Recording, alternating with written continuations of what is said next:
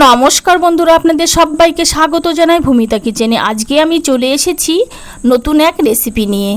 তো আমার এই ভিডিওটি দেখার জন্য আপনাদের কাছে একান্তভাবে অনুরোধ রইল। আজকে আমি শেয়ার করছি ঘরোয়া উপায়ে সুস্বাদু খাসির মাংস রেসিপি। তবে এই রেসিপিটি আমরা অনেকে অনেক রকমভাবে বানিয়ে থাকি, তবে আমার ঠাকুমার মতো করে এভাবে খাসির মাংস একবার রান্না করলে সবাই আঙ্গুল চেটে ফুটে খাবেন। আশা করছি ভীষণ ভালো লাগবে। তো দেখুন, আমি খাসির মাংসগুলোকে ভালো করে ধুয়ে নিয়েছি। স্বাদ মতো নুন, পরিমাণ মতো হলুদ, আদা জিরে ধনে একসঙ্গে বেটে রেখেছিলাম, সেই বাটা মশলাটা দিয়ে দিয়েছি। এবার আমি পেঁয়াজ কুচি, গোটা রসুন, কয়েকটা রসুনের কোয়া একসঙ্গে দিয়ে কাঁচা তেল দিয়ে ভালো করে ম্যারিনেট করে রেখে দেব রান্না করার থেকে আধা ঘন্টা আগে। তো দেখুন, আমি মাংসটাকে বেশ সুন্দর করে ম্যারিনেট করে রেখে দিলাম। এবার আমি উপর দিয়ে লঙ্কা বাটাটা দিয়ে দিলাম। তো আমি পুরো মাংসটাই বাটা মশলা দিয়েই করব, আপনারা চাইলে গুঁড়ো মশলা দিয়ে করতে পারেন। তো দেখুন, এবার কড়া বসিয়েছি, কড়াতে তেল দিয়েছি, তেলটা গরমও হয়ে গেছে।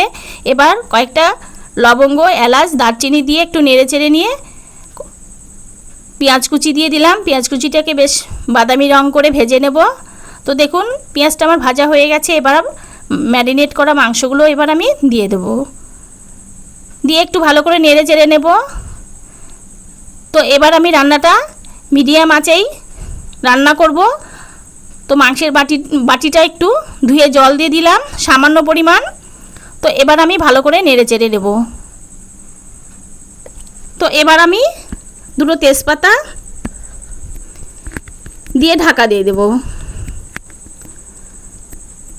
2 মিনিট বাদে ঢাকাটাকে উঠিয়ে দেখে নিতে হবে তলায় ধরে গেছে কিনা। তো দেখুন, মাংস থেকে কতটা জল বেরিয়েছে। এই জলটা শুকিয়ে ফেলবো। তো আবার ঢাকা দিয়ে দেব।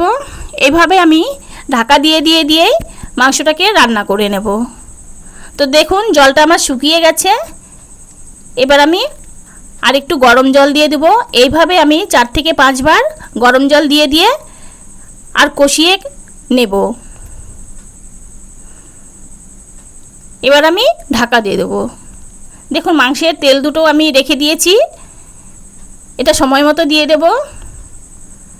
আবার 2 মিনিট বাদে ঢাকাটাকে উঠিয়ে দেখে নিতে হবে আর নেড়ে চেড়ে দিতে হবে তলায় ধরে গেছে কিনা দেখে নিতে হবে।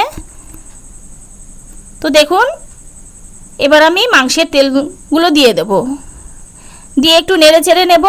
তো এইভাবে আমি অনেক 4 থেকে 5 বার কষিয়ে নিলাম।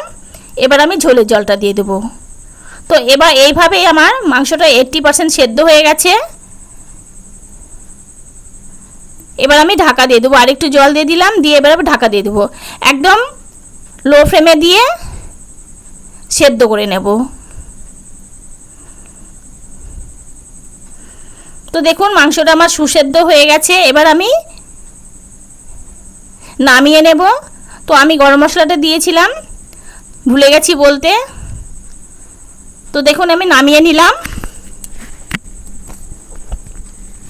তো আমার রেসিপিটা কমপ্লিট হয়ে গেছে। তো এভাবে একবার ট্রাই করে দেখবেন, খেতে ভীষণই সুন্দর লাগবে। তো দেখুন, কালারটা কত সুন্দর এসেছে। তো আমার রেসিপিটা কেমন লাগলো, যদি ভালো লেগে থাকে তাহলে অবশ্যই একটা লাইক কমেন্ট শেয়ার করবেন। আর এরকম নিত্য নতুন রেসিপি পেতে প্লিজ আপনারা আমার চ্যানেলটি সাবস্ক্রাইব করে রাখবেন। আর সবার আগে নোটিফিকেশান পাওয়ার জন্য অবশ্যই পাশের বেল আইকনটি ক্লিক করে রাখবেন। সবাই খুব ভালো থাকবেন, সুস্থ থাকবেন। ধন্যবাদ। দেখা হবে পরবর্তী ভিডিওতে।